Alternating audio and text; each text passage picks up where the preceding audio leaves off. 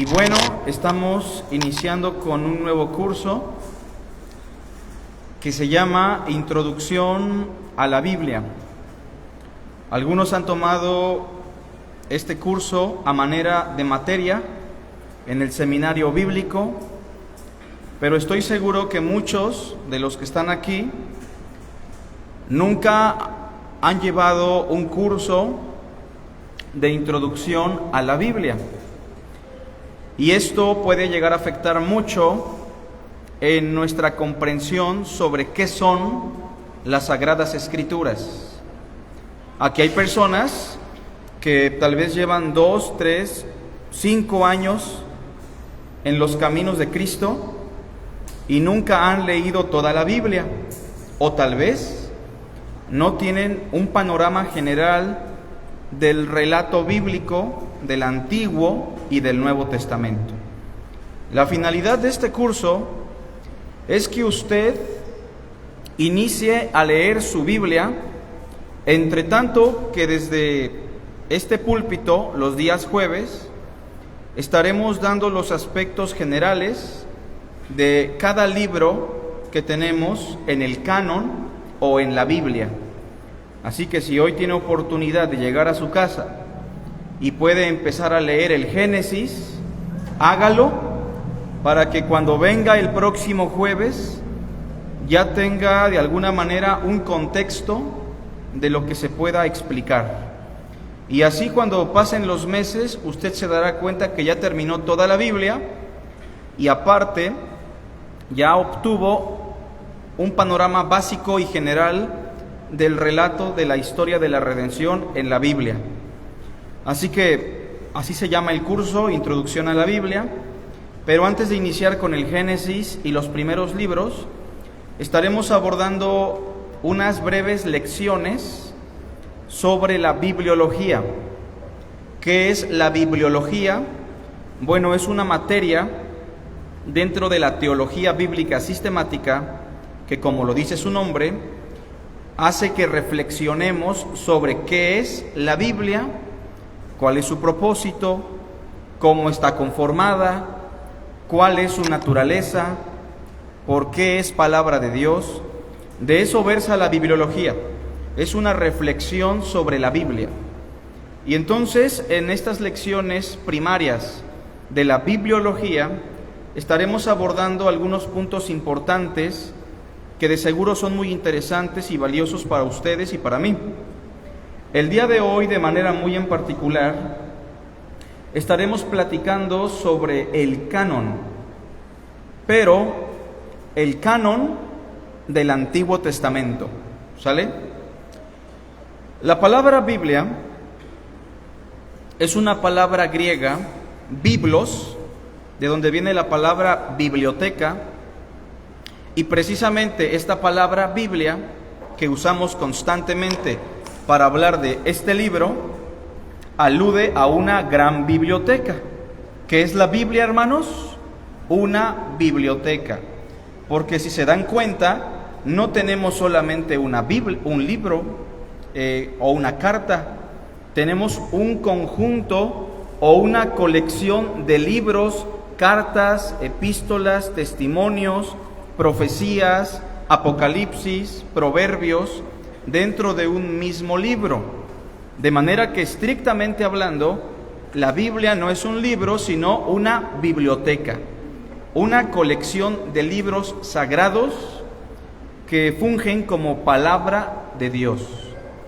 Ahora bien, canon, que es el tema que hoy vamos a abordar, es una palabra que se usa constantemente en el ámbito cristiano o en el ámbito religioso.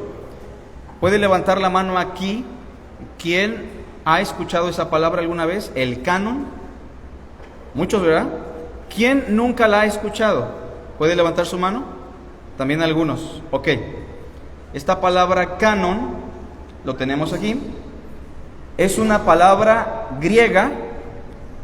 ¿Cómo se pronuncia? Cánonos, que se usaba para referirse a dos cosas. A veces un canon se refería literalmente a una vara o a una regla. ¿Usted tiene en su casa una regla tal vez? ¿O una cinta para medir?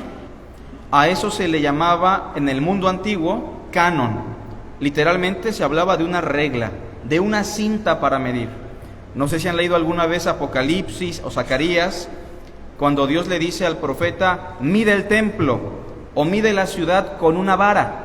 Bueno, esa palabra vara es precisamente en el texto griego de la Septuaginta o del Nuevo Testamento la palabra canon. Repito, ¿qué es el canon? Una vara. Pero a veces la palabra se usa figuradamente para hablar de normas o principios. No sé si me explico. Por ejemplo, aquí en la iglesia tenemos un principio. En la Escritura hay un principio con respecto a la iglesia. Que en la iglesia no se coma y que si alguno tiene hambre, coma en su casa. ¿Han leído ese pasaje alguna vez? Bueno, ese es un principio que debe regir nuestro orden en la congregación. Otro principio que tenemos, por ejemplo, con respecto a la iglesia, es que todo se haga decentemente y con orden. Ese es un principio o una regla. De manera que a veces la palabra canon se usa para hablar de una regla o de un principio que rige un estilo de vida o que rige el orden de una congregación, de una institución, etc. El cristianismo, hermanos, en este caso, optó por usar la palabra canon para referirse a los libros normativos y autoritarios para el pueblo de Dios. O sea, que cuando hablamos del canon en referencia a la Biblia, estamos diciendo que la Biblia es la regla de fe y conducta para el cristiano. ¿Se entiende? O sea, cuando decimos que la Biblia es el canon, estamos diciendo que es el libro normativo de nuestra fe. No nos podemos salir de ello porque esta es la regla y el principio que Dios nos ha dejado. Pero como dije, la Biblia no es un libro, sino una colección de libros, una gran biblioteca.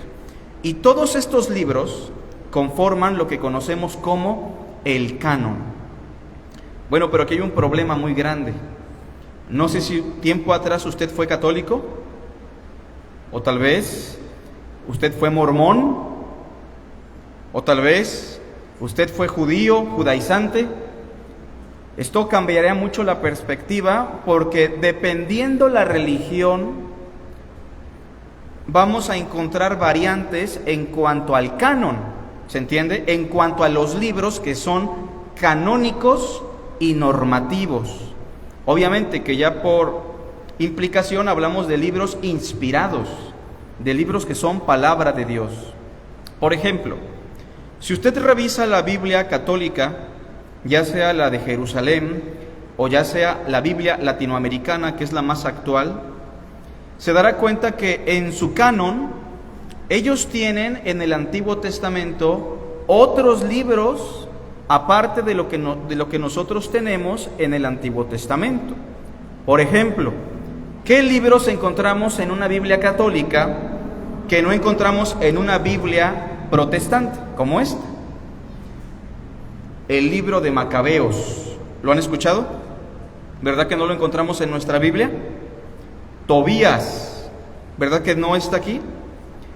Eclesiástico, Sabiduría, Judith.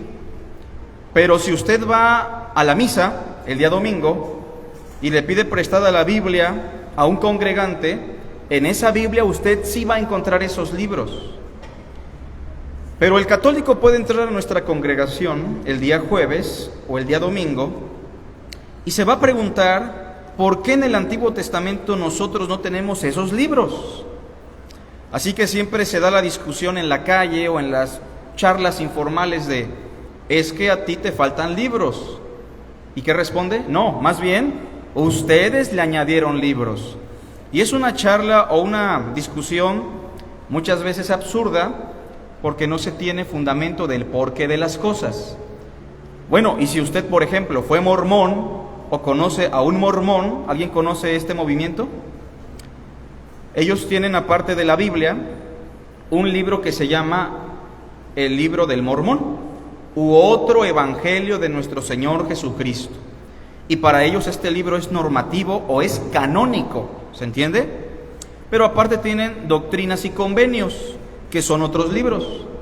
Y aparte tienen la perla de gran precio, que es otro libro. Y así tienen un canon diferente al canon protestante, como el nuestro, y diferente al canon católico romano. Y si usted platica con un judío, él tiene como canon únicamente el Antiguo Testamento, pero no el Nuevo Testamento. Total que es un relajo, ¿verdad? Es un enredo tremendo, y la pregunta es ¿cómo resolvemos esto? Por eso el día de hoy vamos a hablar del canon. A manera de introducirnos en este tema, surgen las preguntas. Primero, ¿qué es el canon? Yo espero que aquí ya todos lo hayamos entendido. Segundo, ¿por qué no están en el Antiguo Testamento los libros que sí están en el Antiguo Testamento del católico romano? Surgen otras preguntas.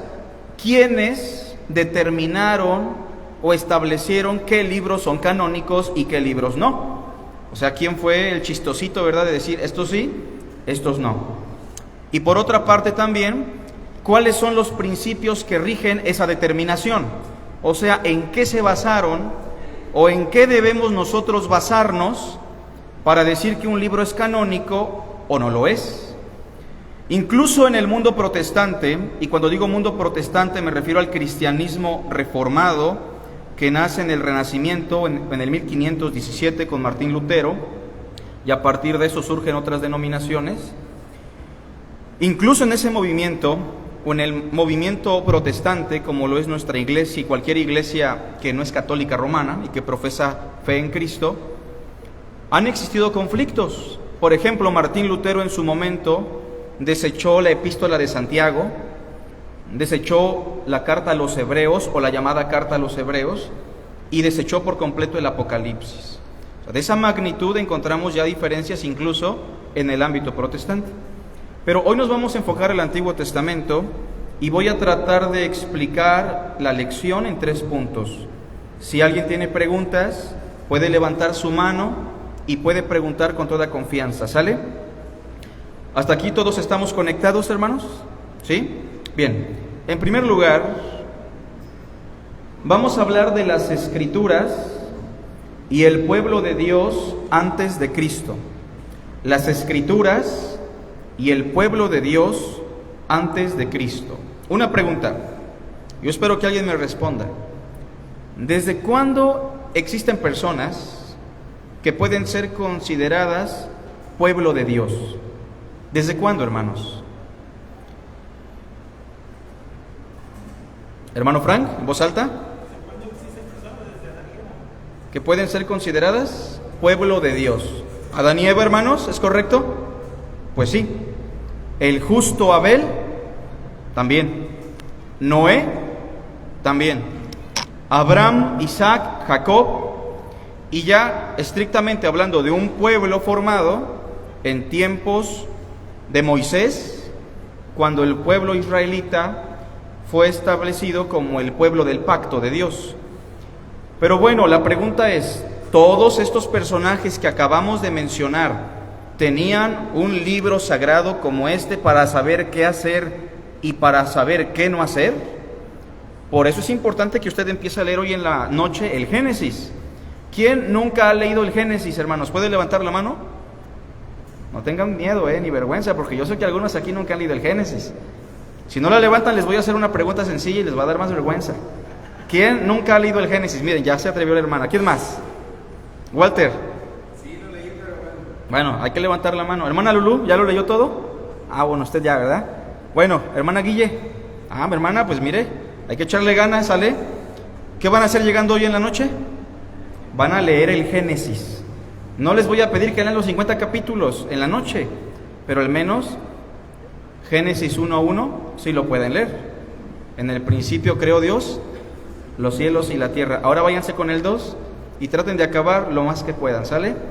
Entonces, la finalidad es que vayan recorriendo las Escrituras, pero, regresando al tema, ¿cómo Caín supo que matar a su hermano Abel era malo? ¿Tenía una Biblia? ¿O existía un mandamiento que dijera no matarás? ¿Verdad que no? ¿Cómo se puede determinar que la maldad de los hombres era mucha si no había un canon que determinara normas sobre el comportamiento humano? Bueno, claro que esto se responde a partir de los documentos como Romanos y estos, que nos explican que la conciencia determina al ser humano como imagen y semejanza de Dios, y por la conciencia y los razonamientos ellos podían comprender lo bueno y lo malo, prescindiendo incluso de un escrito sagrado. Sin embargo, hablando de diferentes etapas, diremos lo siguiente. Inciso A: de Adán, fíjense, ¿hasta quién? Hasta Moisés, solo se tenía una tradición oral de lo revelado por el Dios de Abraham, Isaac y Jacob. Por ejemplo, hermanos, ¿había revelación de Dios? Sí, había revelación de Dios. Que el Mesías vendría de la simiente de la mujer, que el Mesías vendría de la simiente de Abraham, que el Mesías vendría de la tribu de Judá, pero no se sabía gran cosa de Dios y su voluntad. Es muy probable que los patriarcas siguiesen siendo un tanto politeístas, porque aún no había salido ese texto que dice Shema Israel, Adonai Elohenu, Adonai Echad. ¿Se acuerdan cómo dice? Escucha Israel, el Señor nuestro Dios, el Señor uno es.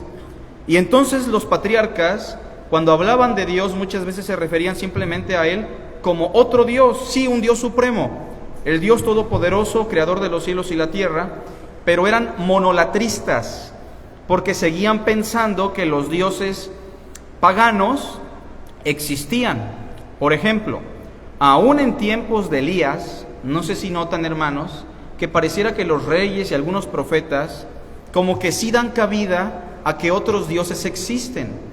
Ya explicaremos el porqué de esto, pero lo que quiero decir es que en aquella época, desde Adán hasta Moisés, lo único que se sabía de Dios y su voluntad era una tradición oral de lo que le había dicho Dios a Abraham, de lo que le había dicho Dios a Eva, a Adán, a Noé, a Isaac, a Jacob. Eso era todo. Inciso B. Con el tiempo, en el inciso B se puede decir que desde Moisés a los primeros jueces, cuando todavía no se había distorsionado tanto el asunto, se tenía únicamente un conjunto de libros al cual se le llamaba la ley. ¿Se acuerdan de la ley que se le dio a Moisés en tablas? Se le llamaba la Torá o la ley de Moisés. Así que de Moisés a los primeros jueces tenemos a personas que ya tienen como un parámetro de fe, ya tienen un canon, ¿se entiende? Un conjunto de normas escritas en un libro o en libros, porque no existían los códices empastados como estos, sino que eran rollos. E incluso aquí ya estamos hablando hasta de tablas, ¿no? Pero ¿por qué decimos que esto duró hasta la época de los jueces, en la primera etapa de su existencia? Porque no sé si recuerdan que en la época de los jueces hay una expresión que se repite constantemente en ese libro. ¿Quién la recuerda? ¿Sí lo escucharon el hermano? Que cada quien hacía lo que bien le parecía. ¿No les parece un tanto extraño que habiéndoseles dado los escritos de Moisés, el pueblo empezó a hacer lo que bien le parecía? Y es que existe una teoría que es muy probable, que en la época de los jueces, después de los primeros jueces, la ley de Moisés como escrito se perdió. ¿Suena extraño eso, hermanos? Suena extraño, pero no lo es, porque la encuentran hasta el tiempo de Josías, ¿se acuerdan? Y por eso así podemos explicar muchas cosas como la depravación de David, por qué amontonaban riquezas si la ley lo prohibía, por qué amontonaban mujeres si la ley lo prohibía, y por qué hacían muchas cosas extrañas. Bueno, la respuesta es muy probable en referencia a que en la época de los jueces los escritos de Moisés se perdieron. Inciso C. De los últimos jueces al rey Josías, otra vez regresaron ¿a qué?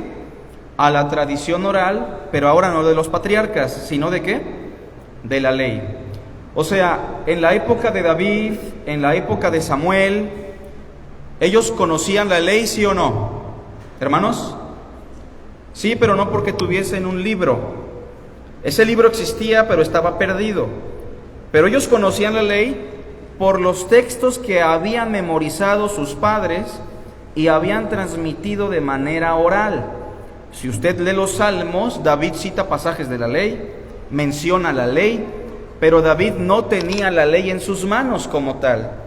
Esto pasa por la apostasía de Israel en la época de los jueces o los caudillos, y es hasta el rey Josías, no sé si recuerdan la historia de Josías, que Josías encuentra la ley de Moisés por el sumo sacerdote Hilcías. Josías empieza a leer, se rasga las vestiduras y hace una reforma, porque después de muchos años, por primera vez encontraron los escritos sagrados de Moisés. Todo esto que le estoy diciendo puede parecer extraño, aburrido, o tal vez usted no lo recuerda, por eso tiene que leer el Antiguo Testamento, ¿sale? Inciso D. Reitero, si hay preguntas pueden interrumpir o comentarios, hermanos. De Josías a Cristo, el pueblo judío ya había desarrollado de manera inconsciente una especie de canon, o sea, una especie de Biblia, ¿se entiende? Un canon, libros normativos, que incluía a la ley. Para esta época ya existían algunos otros escritos, como los Salmos u otros libros, y existía una categoría a la que llamaban los profetas. Era una especie de clasificación, hermanos. Vamos a leer Lucas 24:44, y quiero que vean que ya para tiempos de Cristo, hermanos, el mismo Señor nos habla de una clasificación del Antiguo Testamento en 3 partes. A ver si lo notan en el texto que tenemos ahí. Miren, nosotros hoy, por ejemplo, para hablar de las secciones de la Biblia, ¿cómo decimos? El Pentateuco. ¿Qué más? Los históricos. Después, los poéticos, los profetas mayores y los profetas menores, los evangelios, las cartas, Hechos, las cartas de Pablo, después las cartas universales y el Apocalipsis, ¿no? Pero en tiempos de Cristo, la Biblia que ellos tenían, o el canon que ellos tenían, muy probablemente a partir de Josías hasta Cristo, este canon se clasificaba de la siguiente manera. Vean cómo está clasificado en el verso 44. Y les dijo: estas son las palabras que os hablé, estando aún con vosotros, que era necesario que se cumpliese todo lo que está escrito de mí. ¿En dónde, hermanos? En la ley de Moisés, primera sección. En los profetas, segunda sección. ¿Y qué más? Y en los salmos. Pregunta: ¿ya es una especie de canon o no? Ya es una especie de clasificación, al menos en tiempos de nuestro Señor Jesucristo. Escasa tal vez, pero ya es una clasificación. Tal vez no era oficial todavía, pero en la mentalidad judía ya existía una clasificación. Y así podemos entonces hablar de este tipo de cosas en lo relacionado al pueblo de Dios y las Escrituras. Bueno, ¿aquí no hay preguntas, hermanos, en este primer punto? ¿No? ¿Seguimos? Punto número 2. Ahora sí vamos a hablar del desarrollo del canon del Antiguo Testamento. Bueno, el canon del Antiguo Testamento, hermanos, se llegó a desarrollar ya hasta el año 98, el año 100 después de Cristo, porque no había un canon oficial, ¿se entiende? Entonces hubo diferentes tipos de canon entre el pueblo hebreo. Inciso A, un canon. Y cuando digo canon me refiero a que eran los únicos libros normativos. Para la religión de los samaritanos, ¿sí se acuerdan que era diferente a la religión judía? Porque los samaritanos se mezclaron con paganos, cuando el rey Sennacherib se los llevó, el rey de Asiria, y los mezcló con pueblos del norte y los regresó después, y ya hubo una distinción ahí y una discriminación para los samaritanos. Ellos montaron su propio templo y establecieron su propio canon. El canon samaritano o el canon para los samaritanos era el mismo canon que para los saduceos, únicamente el Pentateuco, ¿se entiende? Únicamente el Pentateuco es lo que los samaritanos consideraban como palabra de Dios. Por ejemplo, la mujer samaritana, que muchas veces la encontramos ahí en Juan, nos vamos a dar cuenta que ella solamente cree en el canon que es el Pentateuco y nada más. Para ella Isaías, Daniel no son palabra de Dios, porque los samaritanos solamente creen que el Pentateuco es canon, solamente el Pentateuco es palabra de Dios. Y los saduceos también. Bueno, tenemos otro tipo de canon en el desarrollo del Antiguo Testamento. Se conoce como el canon alejandrino. ¿Alguien ha escuchado sobre el canon alejandrino, hermanos? Tampoco fue como oficial. Sí, lo ha escuchado la hermana Mari, mi madre.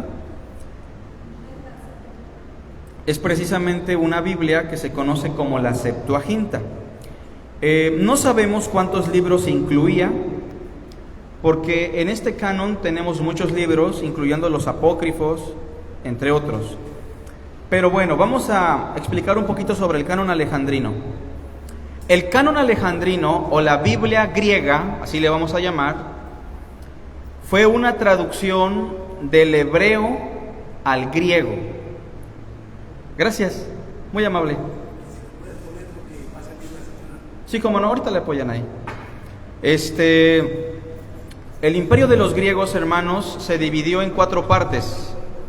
Antes de Cristo, por ahí del siglo III aproximadamente, el reino de los griegos estaba dividido en 4 partes, y una de las partes del reino griego estaba en la parte norte de África, gobernada por un rey llamado Ptolomeo, que tuvo una dinastía larga, se llamaba la dinastía de los Ptolomeos.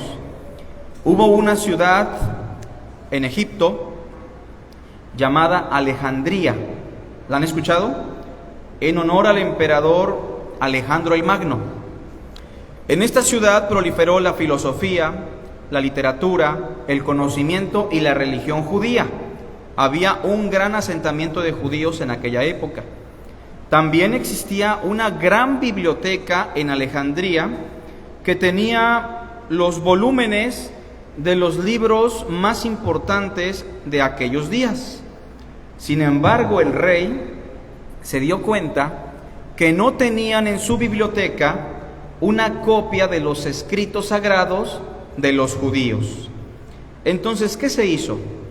Se le mandó una carta o un mensaje al sumo sacerdote del templo en Jerusalén para que comisionaran aproximadamente a 70 escribanos eruditos en el tema para que fuesen a Alejandría, y esto ya casi es una leyenda, para que tradujeran la Biblia hebrea o los escritos hebreos sagrados del hebreo al griego. Y así tardaron un buen tiempo, varios años, hasta que nació la Biblia de los 70, así se le conoció, o la Septuaginta. Cabe mencionar que no se creó con fines canónicos, se creó con fines intelectuales y culturales. ¿Se entiende? Algunas personas piensan que ahí se estableció el canon judío, pero no, porque esa nunca fue la finalidad. La finalidad fue simplemente que hubiese una copia en griego. Ahora bien, esta copia en griego incluía muchos libros, los que tenemos nosotros en el Antiguo Testamento, los apócrifos y otros. Por eso no podemos hablar propiamente de un canon, aunque le llamamos canon porque tradicionalmente así se le llama, ¿no? Esta fue la Biblia que ocuparon los cristianos en el primer siglo para evangelizar, para enseñar, para predicar. Después del canon alejandrino, ya estamos hablando de una época avanzada, ahí me equivoqué, es después de Cristo, perdón hermanos, ahí modifíquenle por favor en su libreta. El canon palestino, 98 después de Cristo. Cristo ya había muerto, hermanos, ya había resucitado y ascendido, ¿verdad? Porque el Señor por ahí del año 27 había ascendido a los cielos y el cristianismo ya se había desarrollado muchísimo. El judaísmo empezó a tener problemas. ¿Saben por qué? Porque en el Imperio Romano había mucha confusión sobre lo que era la religión judía y la religión cristiana. Muchos llegaron a pensar que el cristianismo era lo mismo que el judaísmo, y al judío eso no le gustó. Pero ¿cuál era el problema? Que el cristiano usaba los mismos libros que usaba el judío. Entonces lo que hicieron los judíos en el año 98 aproximadamente fue establecer un canon para que quedara muy en claro cuáles eran los libros normativos y autoritarios para el pueblo judío. Y ellos tienen como canon lo mismo que nosotros tenemos en el Antiguo Testamento. Es básicamente lo mismo, en otro orden, pero es lo mismo, hermanos. Por ejemplo, nosotros tenemos primero y segundo libro de Samuel, ¿verdad? Bueno, el canon judío solamente le llama el libro de Samuel. No son dos, sino uno. Nosotros tenemos primero y segundo de Crónicas. Para ellos simplemente es uno, Crónicas. Pero son los mismos libros que nosotros tenemos en el Antiguo Testamento. Este concilio se llevó en una ciudad llamada Jabnia, por ahí cerca del año 100, aproximadamente en el 98, y a partir de ese año en adelante, el pueblo judío reconoce como inspirados y como parte del canon solamente estos libros. ¿Qué principios tomaron ellos para determinar qué libros eran inspirados y canónicos? Bueno, ellos tomaron aquellos libros que fueron escritos desde la época de Moisés hasta la época de Esdras y Nehemías, cuando existió un tiempo profético. Después de eso ya no. Ellos también tomaron aquellos libros que estaban escritos solamente en hebreo y en arameo, ya que los libros llamados apócrifos, que acabamos de citar hace rato, están escritos en otro idioma como el siriaco, y ellos no reconocen ni a Tobías, ni a Judith, ni a Macabeos. Por otra parte, hermanos, debemos hablar en tercer lugar, y aquí vamos a detenernos más tiempo, que es lo más importante de la lección, número 3,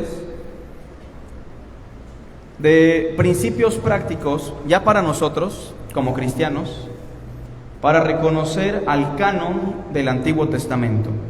Bueno, imagínese que usted se topa con un católico romano y se ponen a discutir de esta situación, de por qué a la Biblia de nosotros le faltan libros, y usted le dice, pero la tuya le sobra, ¿no? ¿Cómo usted le puede responder a una persona de tal forma que sea convincente, que sea veraz y que sea honesto, ¿no? Porque fuera de eso lo demás son dimes y diretes, ¿no? Sí necesitamos hablar con conocimiento. Entonces vamos a hablar de principios prácticos. Si no se acuerda de todo lo demás, no se preocupe, lo más importante es esto, ¿sale? Estoy simplificando esta lección para que sea digerible, hermanos, y para que lo podamos llevar a casa. ¿Cuáles son estos principios para poder reconocer al canon del Antiguo Testamento? Inciso A. Tenemos que reconocer la autoridad y guía que Dios le otorgó al pueblo judío para el desarrollo del canon. Hermanos, ¿a qué pueblo le fue conferido el desarrollo del canon del Antiguo Testamento? ¿Al pueblo cristiano o al pueblo judío? Al pueblo judío. O sea, si hablamos de a quién le confirió Dios la potestad para reconocer el canon del Nuevo Testamento, sí hablamos del pueblo cristiano, ¿verdad? Pero en el Antiguo Testamento no. En el Antiguo Testamento esta potestad Dios se la confirió al pueblo hebreo. Y por eso nosotros tenemos que reconocer esa potestad que Dios les confirió, y tenemos que reconocer como libros canónicos únicamente aquellos libros que ellos reconocen como inspirados. Repito, los mismos libros que usted tiene en su Antiguo Testamento son los que el pueblo judío reconoció en el Concilio de Jabnia como libros inspirados.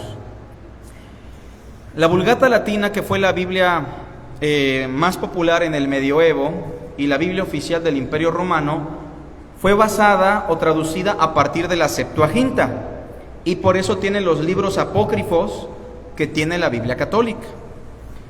Después empezaron como a mutilar y se empezaron a basar en el Concilio de Jamnia como nosotros, pero cuando llegó la Reforma Protestante y no podían refutar con la Biblia lo del purgatorio, o no podían refutar con la Biblia la salvación por obras que ellos predicaban, u otras prácticas como las indulgencias, tuvieron que volver a retomar los apócrifos para poder justificar y poder contrarrestar la predicación protestante. Es por eso que estos libros llegan a tener un peso muy importante para la Iglesia Católica. Pero la Iglesia Católica, con todo y su poderío, no tiene la potestad de decir qué libros son inspirados por Dios en el Antiguo Testamento, porque a ellos no se les confirió esa autoridad. Ahora, lo que estoy diciendo de que nosotros tenemos que reconocer la autoridad y guía que Dios le dio al pueblo hebreo con respecto al canon del Antiguo Testamento, parte de un versículo bíblico, y espero que no se le olvide. Romanos 3, 1 y 2. Lo leemos juntos, ¿sale? Dice así: ¿qué ventaja tiene pues el judío? ¿O de qué aprovecha la circuncisión? Hermanos, ¿el judío tuvo cierta ventaja? ¿Cómo ven? ¿Sí o no? ¿O de algo le aprovechó vivir en el tiempo de la circuncisión? Dice el versículo que sigue. Lo vamos a leer en voz alta todos juntos. ¿Cómo dice? Mucho, en todas maneras. Primero, ciertamente, que les ha sido confiada la palabra de Dios.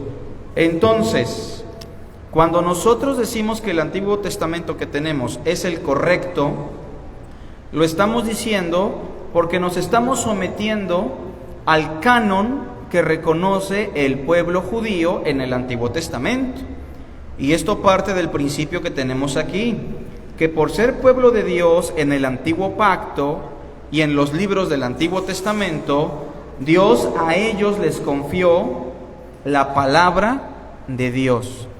Y entonces cuando un judío abre una Biblia protestante, sea la Reina Valera, la Biblia de las Américas o cual sea, el judío lo ve como palabra de Dios.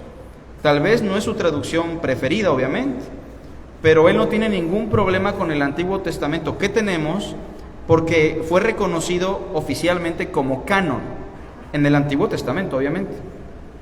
Pero cuando un judío ortodoxo, un judío, busca en una Biblia católica el Antiguo Testamento, él repudia y rechaza los libros llamados deuterocanónicos o apócrifos, porque están en otro idioma que no es el idioma de los hebreos, porque no forman parte del tiempo profético, ya fueron libros posteriores al tiempo profético, y porque no fueron reconocidos por el pueblo hebreo jamás como inspirados o canónicos. Entonces los libros de Tobías, Macabeo, Sabiduría, Eclesiástico, Judith, no son reconocidos como inspirados por el pueblo hebreo, y esa es la razón principal, en este primer punto, del por qué nosotros no reconocemos ese canon, el canon católico del Antiguo Testamento, como palabra de Dios. Hermanos, ¿hasta aquí todos están entendiendo? ¿Sí? ¿No hay preguntas? Ok. Bien. Punto número, o inciso número B. ¿Qué otro principio? Bueno, ya dijimos que si usted está con una persona que necesita respuesta ante el por qué en nuestra Biblia no tenemos a Tobías, Judith, etcétera, usted simplemente busca Romanos y le dice, bueno, porque debemos confiar en lo que Dios le confirió al pueblo hebreo. Ellos tenían la potestad de determinar cuáles eran los libros canónicos. Y puesto que ahí no están los que tú tienes en el canon católico, los deuterocanónicos, no los podemos incluir. Esa es la razón principal, hermanos. Es la única razón que tenemos a primera mano. Pero hay otras. Leemos juntos, inciso B. Todo escrito canónico o inspirado, que es básicamente ya como sinónimo, aunque no es lo mismo, pero es casi parecido. tiene como tema ¿a quién? Al Mesías.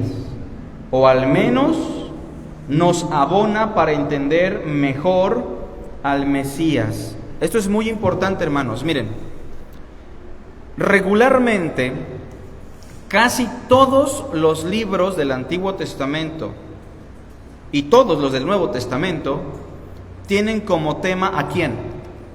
Al Mesías. Son muy pocos libros o escasos los que no tienen como tema central o de manera visible al Mesías. Por ejemplo, si hablamos del Génesis, yo les pregunto, ¿les viene a la mente algún pasaje que hable del Mesías? ¿Sí o no?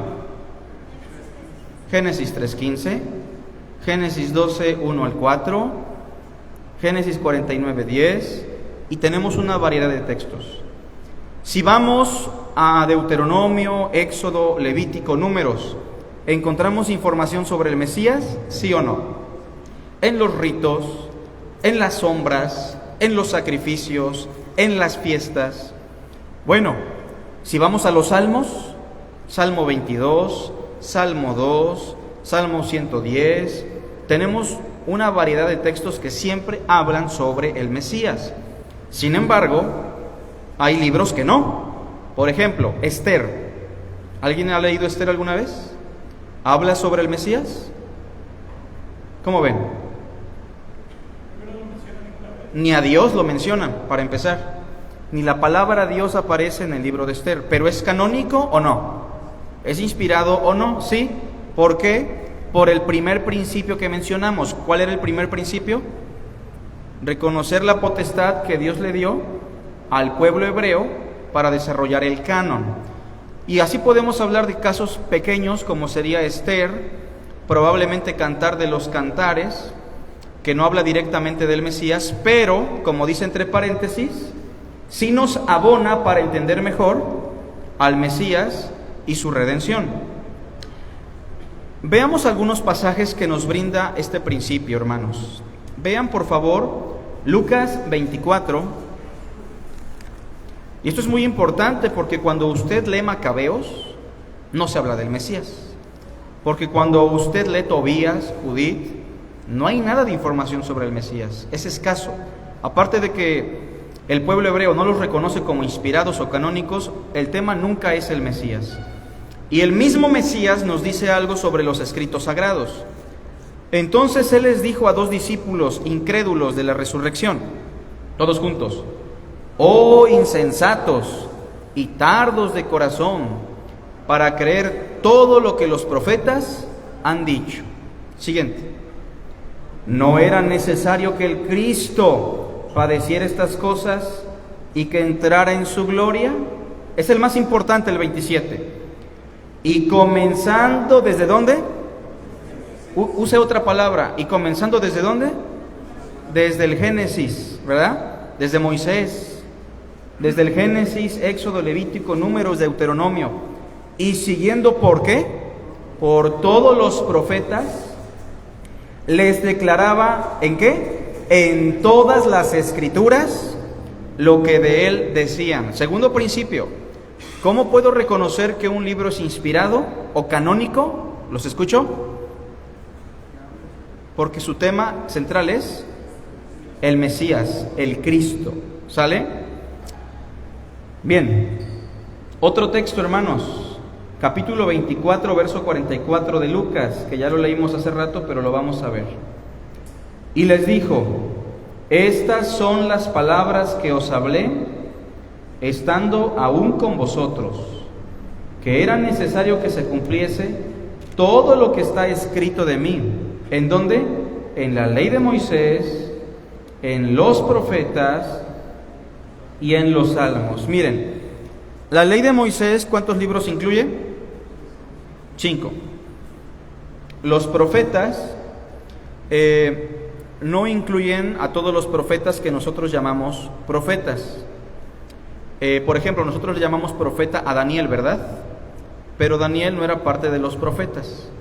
Los profetas se clasificaban como profetas anteriores, antes del cautiverio, y profetas posteriores, ¿sale? Después del cautiverio.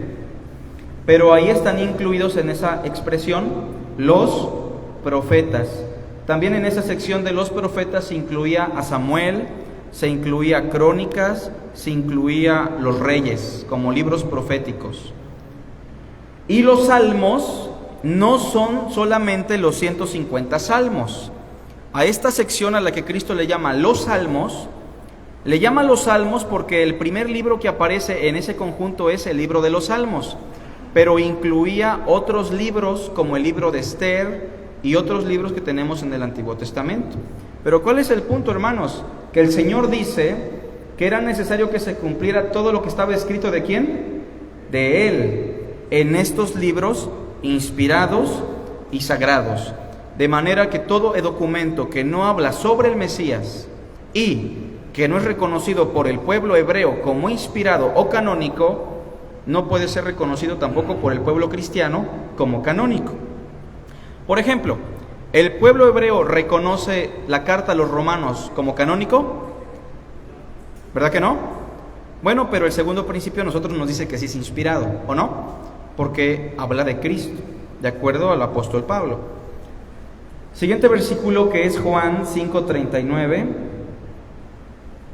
Todos juntos. Escudriñad las Escrituras, porque a vosotros os parece que en ellas tenéis la vida eterna. La frase final es la importante. Y ellas son las que dan testimonio de mí. Así que otra vez se enfatiza que todo escrito canónico o inspirado tiene como tema al Mesías. Hermanos, ¿preguntas sobre este segundo punto? ¿Quedó claro?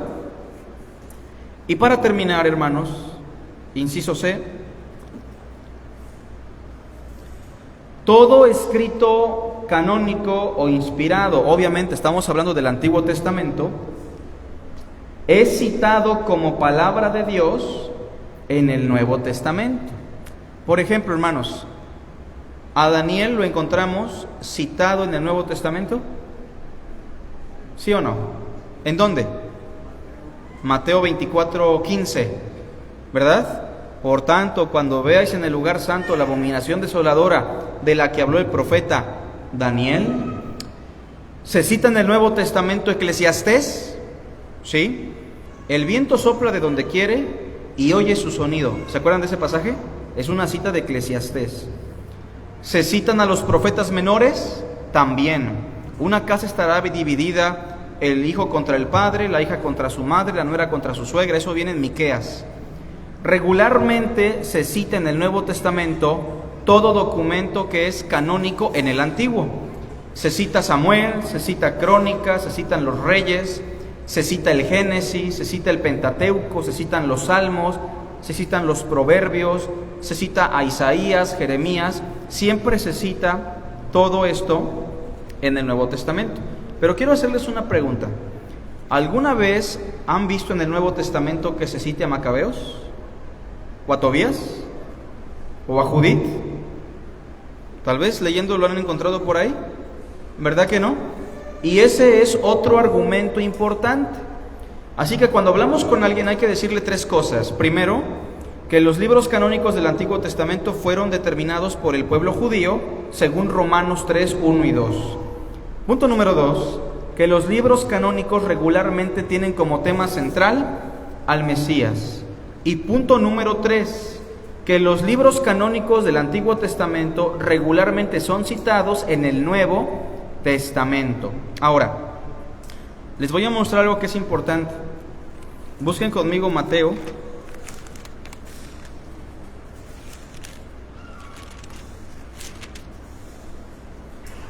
Capítulo 2, verso 23. Y aquí tenemos, por ejemplo, una cita que es palabra de Dios, pero interesante por lo siguiente, fíjense. Y vino y habitó en la ciudad que se llama Nazaret, para que se cumpliese lo que fue dicho por los profetas, que habría de ser llamado Nazareno. Hermanos, ¿en qué texto del Antiguo Testamento se dijo eso? ¿Alguien lo recuerda? ¿Verdad que no? Pero para Mateo, ¿existía esa cita o no? ¿Existía ese libro o no? No sabemos qué profeta lo dijo, pero lo que sí sabemos es que hubo escritos inspirados y sagrados en el pueblo de Dios antes de Cristo que se perdieron y que no sabemos dónde quedaron y que a Dios no le plació colocarlos en el canon. Este es un ejemplo vivo. Se habla de una profecía y debemos creer que ese libro existió y que esa cita existió, pero no está ni en Isaías ni en ningún otro documento. Así que lo más probable es que existieron otros libros inspirados, pero que a Dios no le plació colocar en el canon del Antiguo Testamento. Otro ejemplo, busquemos Juan capítulo 7, ya para terminar. Versículo 38. 7:38. El mismo Jesús nos cita un texto, fíjense, ¿cómo dice? El que cree en mí, ¿cómo dice qué? La Escritura, de su interior correrán ríos de agua viva. Hermanos, ¿en qué Escritura se dijo eso en el Antiguo Testamento? Que de nuestro interior correrían ríos de agua viva. ¿Verdad que no les viene a la mente ningún texto? ¿O sí? Como el siervo brama por las aguas, no, ¿verdad? Ese no es. Venid todos los que tengan sed, Isaías tampoco. Bueno, precisamente esta cita sagrada, ¿existió o no existió? Para Cristo existía esta cita, este fragmento, este documento inspirado, pero se perdió, nadie sabe dónde está, y a Dios no le plació colocarlo en el canon del Antiguo Testamento. Y así podríamos citar muchos otros ejemplos, hermanos. Bueno, aquí lo más importante es recordar los principios. Quien me diga los 3 principios se lleva una estrellita en la frente. ¿Quién los recuerda? ¿Cómo podemos explicar el porqué de nuestro canon en el Antiguo Testamento? ¿Y por qué no tenemos igualdad con el canon católico romano? ¿Quién puede repetir los 3 principios? A ver, nuestra hermana Lulú. Yo la veo como que está ahí echando la ardilla. ¿No? Hermana Guille. Un principio aunque sea, hermanas. ¿Nada?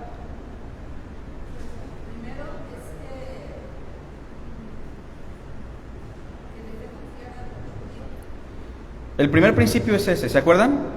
Que nosotros solamente tenemos que reconocer la labor del pueblo hebreo en lo relacionado al canon del Antiguo Testamento, porque según Romanos, a ellos les fue confiada la palabra de Dios. Otro principio, hermanos, por acá. Walter. Filiberto, ya tiene la estrellita. Filiberto, miren ya, hasta se la puso. Otro Fili. A ver, Betty, sí. El desarrollo. Bueno, en los 3 principios del por qué, ¿se acuerdan? Hay uno, hermana. Dijimos que todos los libros canónicos tienen como tema central al Mesías, ¿se acuerdan? Eso. Y el tercer principio, hermano Rosendo, Frank, ¿lo salvó Frank? Fueron testimonio para Jesucristo, fueron de testimonio para los discípulos también. Se habló de ellos en el Nuevo Testamento. Más sencillo, fueron citados en el Nuevo Testamento, ¿sale? No se les olvide, hermanos, miren, a veces perdemos de vista estas cosas que son básicas, y Pedro sí nos anima diciendo, se lo saben, si no santificad a Dios el Señor en vuestros corazones, y estad siempre preparados para presentar defensa con mansedumbre y reverencia ante todo aquel que os demande razón de la esperanza que hay en vosotros. Yo sí anhelo, hermanos, que ustedes se capaciten. Es triste cuando pasan los años y nuestro cristianismo es simplemente lo mismo que nuestro catolicismo, ¿no? Solamente que pues hemos cambiado la misa por el culto, el ídolo por la Biblia, al sacerdote por el pastor, y así podemos hacer un contraste, ¿no? Pero acuérdense que es importante tener conciencia, hermanos, conocimiento, relación con Dios y fe. y claro, el amor. Así que les hago el exhorto. De todas formas, repasen en casa con los videos. Y llegando, ¿qué van a hacer, hermanos? Génesis. ¿Qué versículo dijimos que van a leer? Bueno, yo espero que el 1 sea nada más de broma, ¿verdad? Aunque sea el primer capítulo. Vamos a hacer una oración y pasamos a nuestras ofrendas. Te damos gracias, Señor, por tu palabra. Gracias por esta lección que nos permites tener como iglesia. Permítenos aprender mucho de tu palabra, Señor. Te lo suplicamos en Cristo Jesús. Amén.